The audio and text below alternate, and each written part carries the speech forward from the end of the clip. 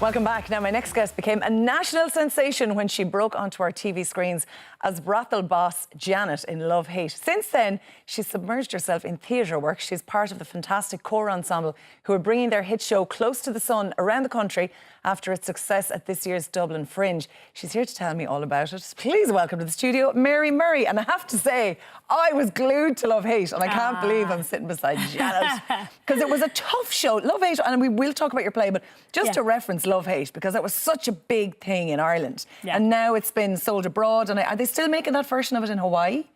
I don't know. Yeah, there was talk at one stage that they were going to remake it for the American market. Wow. It was going to be based in Hawaii because the Hawaii is seen as this lovely idyllic place, whereas in fact there's loads of crime and drugs, and it could be perfect for Love Hate.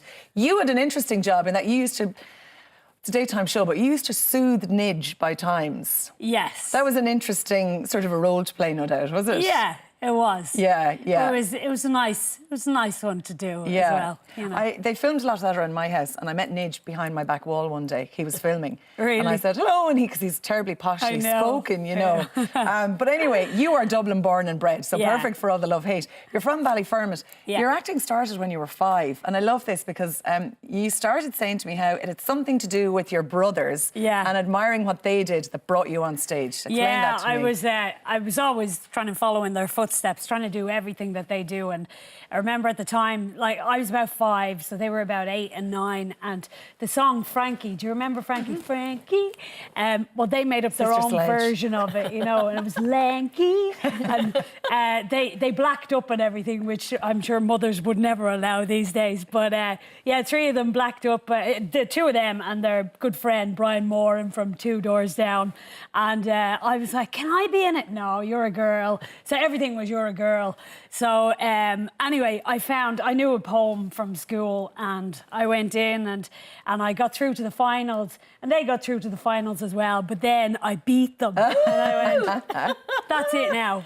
This is the thing I do. So you fell in love with success and applause and laughter and no doubt the adrenaline when you went on the stage. Yeah, is that it? Actually, it was amazing. I do remember my mum going, whatever you do, don't laugh. Because it's a funny poem. Do not laugh. They laugh, but you don't laugh. Oh. So coming off the stage, you went, I didn't laugh. So you had, I wouldn't call your mum pushy, but almost it sounded like she knew what she was doing in telling you that. She did, but you see, she used to put on her own little shows when she was a kid. She used to charge people a penny into the back garden. I'm sure they were probably looking for their money back afterwards. I love that. And so all the way through school, would you have still done a lot of acting on the side and getting involved? It was funny because I went to a convent school in Ballyfermot, St. Louise's, and there was a lot of singing in there when I was younger. And because there was lots of nuns and they loved to sing. God, they loved to sing. Yeah, they did, Sheeny. And then I went to Chapel Izzard School when I was around 9 or 10. And nobody sang. I was like, what's going on here? And then I ended up on a school tour on the bus, and everybody was singing, you know, try your granny off the bus or whatever. and then I just remember actually singing Molly Malone or something, and then everybody going, whoa, Mary can actually sing. And it just became my kind of party piece. When I went to all the little kids' birthday parties and stuff, I'd be singing stuff from the Dubliners and things, because that's the stuff I knew. So, you know, I'd be coming to Little Outfellas, and they just went, Mary's mad, she'll do the Little Outfella. And it was just me developing my own little personality. So you did Dubliner style music. Did you do any of the musical theatre that so often they do in schools, you know, the My Fair Ladies? Well, even when I was in school, I know that at the time I was the only one into drama and acting and singing and all that.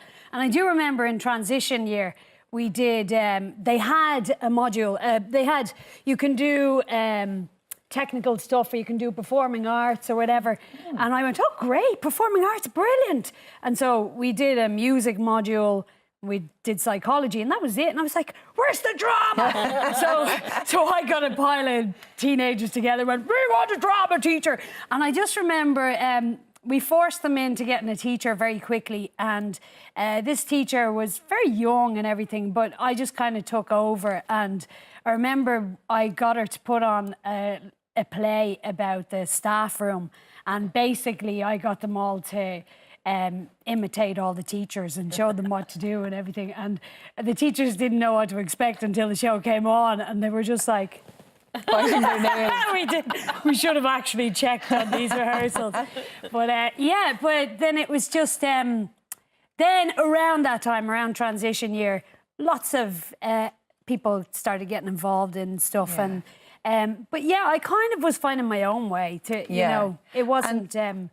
I wasn't in a stage school from very early and stuff like that. But at the minute then, you've just finished a play on the Dublin Fringe Festival, which would have been done in September this year. Yeah. It's called Close to the Sun. Tell us about this, because I want people to know about this. It's going around the country very shortly. Tell us a bit about it, because it sounds like a hoot. Well, it's a modern-day Greek tragedy set in Australia, and it follows the Irish diaspora there, because there's a lot of people. It's in Perth, where there's a lot of Irish people there at the minute. And basically, the story here is that my character, Sophie, is about to get married to an Irish man called Colin, who's played by Jed Murray, who's no relation, because that would be very wrong. Yeah, we're about to get married and life is great, and we're kind of the power couple, and he's made his way up in the world, and so have I, and we've left our past behind, and then soon enough, when we're about to get involved in the wedding preparations, his estranged brother from Donegal, who he hasn't seen for years, has decided to just turn up. Love it. For the wedding, and we're going, oh, okay, and then he just unearths a big can of worms and love it. all of the family secrets, and because they've said this is the kind of play that you will laugh and you'll cry and you'll go forward. So a real sort of at everything. You're not going to have maybe necessarily just a serious crowd watching it. You're a character in it. She's a bit of a bridezilla, is she? Well, I think any woman who's about to get married becomes a bridezilla. Not all of them, but okay. I have never seen any that doesn't. Wasn't. I promise I wasn't. Do you even remember? Was it a blackout or? It's a blackout. Yeah. Well, you know, she's in the middle of preparations, you know, and everything. She wants everything to be perfect, as every woman does. And then this dangerous individual comes in, and she knows she's really wondering, will it ever happen? It was the dream, you know. And so yeah, scuppering all the plans, and she doesn't seem to be getting everything her way now. Okay. And I love it when a woman doesn't get her own way all the time. That really puts a spanner in the works. So it's going around the country. It's going to be in Cavan in the Arts Space November 11th, Tala November the 14th to the 18th, and Blanchardstown November 24th. But tell us a bit before we go about the Corps Ensemble, because this is the group you're with now. Yeah. How long have you been with them? Just since last year. Okay. They asked me to do a play called Bug last year, written by an American playwright called Tracy Letts.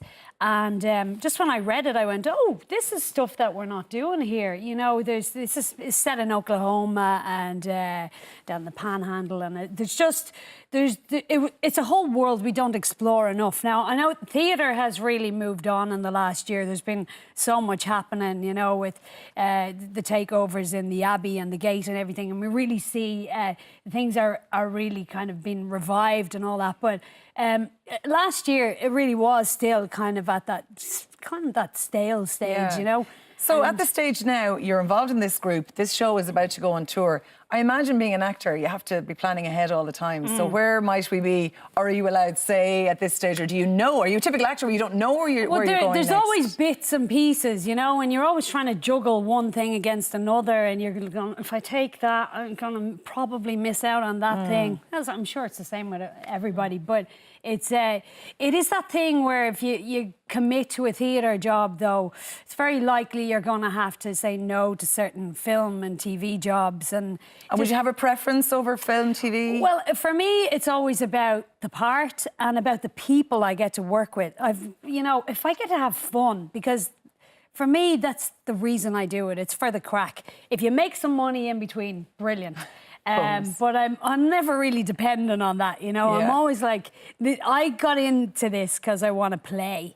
And when I end up in a situation where I'm going, oh, this is just for wages. This person is just a pain, and I don't like working with them. I just have to rethink stuff and go, no, why was I here in the first place? It's to play. Yeah. And so, yeah, I do have things down the line, some So there's a big thing that I can't speak about because Oh, I love it. You can't speak about it. Yeah, but it's going to be very, very special. Love Hate's gone completely. Is it finished? For me, anyway. Oh, yeah. You forget these things, don't you? Yeah. Right, look, details will be on screen again. I'm going to go to Janet Mary Murray. Thank you so much for coming in.